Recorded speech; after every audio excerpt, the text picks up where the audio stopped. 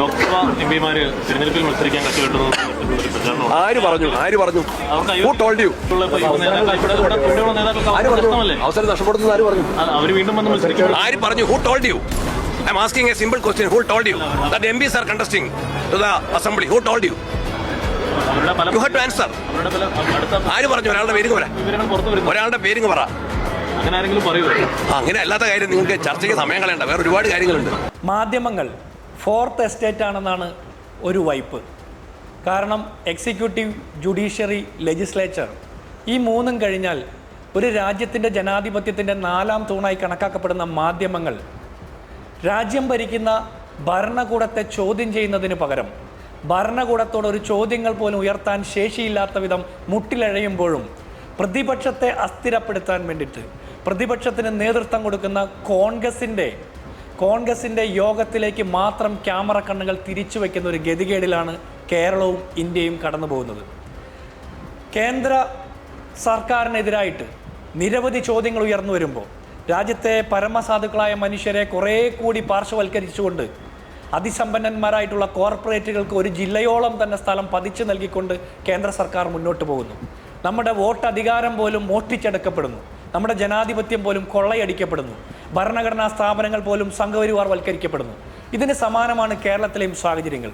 കേരളത്തിലെ പിണറായി വിജയൻ്റെ സർക്കാർ ഇത്രത്തോളം ജനവിരുദ്ധമായിട്ടുള്ള നയപരിപാടികളിലൂടെ മുന്നോട്ട് പോകുമ്പോൾ ജനങ്ങളുടെ സങ്കടങ്ങൾക്ക്, വിലാപങ്ങൾക്ക് കാതുകൊടുക്കാതെ ബധിരകർണങ്ങളുമായിട്ട് പിണറായി സർക്കാർ മുന്നോട്ട് പോകുമ്പോഴും സർക്കാർ വിരുദ്ധ വാർത്തകൾ കൊടുക്കാൻ മടി കാണിക്കുന്ന, സർക്കാരിനോട് ചോദ്യങ്ങൾ ചോദിക്കാൻ ശേഷിയില്ലാത്ത നടുവളഞ്ഞ ഈ കേരളത്തിലെ മാധ്യമങ്ങളടക്കം കോൺഗ്രസിൻ്റെ പുനഃസംഘടനയാണ് ചർച്ച ചെയ്യുന്നത്. ഞാനൊന്ന് ചോദിക്കട്ടെ, കോൺഗ്രസിൻ്റെ പുനഃസംഘടന കോൺഗ്രസ് എന്ന രാഷ്ട്രീയ പാർട്ടിയുടെ തികച്ചും ആഭ്യന്തരമായിട്ടുള്ള ഒരു സംഘടനാ പ്രോസസ്സ് മാത്രമാണ്. പക്ഷേ അത് എപ്പോൾ എങ്ങനെ നടത്തണമെന്ന് തീരുമാനിക്കുന്നത് കോൺഗ്രസിൻ്റെ നേതൃത്വവും പ്രവർത്തകരും കൂടിയാലോചിച്ചുകൊണ്ടാണ്. അനുയോജ്യമായ സമയത്ത് നേതൃത്വം വേണ്ട മാറ്റങ്ങൾ വരുത്തിക്കൊണ്ട് പുനഃസംഘടന പൂർത്തിയാക്കും. അതിൻ്റെ പേരിൽ മറ്റ് ജനകീയ വാർത്തകളിൽ നിന്ന് ശ്രദ്ധ തിരിക്കാൻ മാധ്യമങ്ങൾ ശ്രമിക്കരുത്.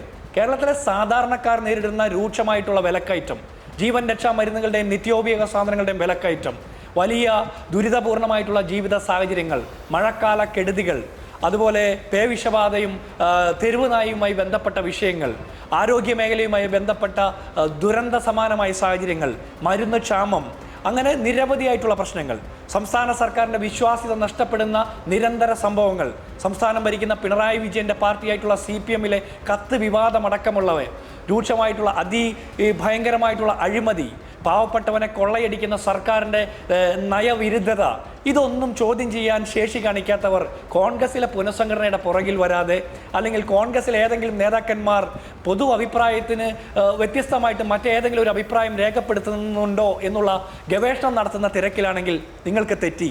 നിങ്ങൾ സംസാരിക്കേണ്ടത്, നിങ്ങൾ ചോദ്യങ്ങൾ ഉയർത്തേണ്ടത്, നിങ്ങളുടെ ക്യാമറ കണ്ണുകൾ തിരിച്ചു വയ്ക്കേണ്ടത് ഈ സംസ്ഥാനവും ഈ രാജ്യവും ഭരിക്കുന്ന കിരാത ഭരണകൂടങ്ങൾക്കെതിരെയാണ്. പ്രതിപക്ഷത്തിനെ അസ്ഥിരപ്പെടുത്താൻ വേണ്ടിയിട്ടല്ല. പ്രതിപക്ഷ നിരയിലെങ്ങാനും ഒരു ഒറ്റപ്പെട്ട ശബ്ദമുണ്ടോ എന്ന് തിരഞ്ഞ് പ്രയാസപ്പെടാനല്ല നിങ്ങൾ ശ്രമിക്കേണ്ടത്. പ്രതിപക്ഷം ഉയർത്തുന്ന ചോദ്യങ്ങളിലെ ശരി ചകഞ്ഞുകൊണ്ട് സംസ്ഥാനത്തെയും കേന്ദ്രത്തിലെയും സർക്കാരിനെതിരെ, ജനവിരുദ്ധ സർക്കാരുകൾക്കെതിരായിട്ടുള്ള ചോദ്യങ്ങൾ കുറേ കൂടി ഒച്ചത്തിൽ കേൾപ്പിക്കാനാണ് നിങ്ങളുടെ ക്യാമറയും നിങ്ങളുടെ ചാനൽ മൈക്കുകളും പ്രവർത്തിക്കേണ്ടത്.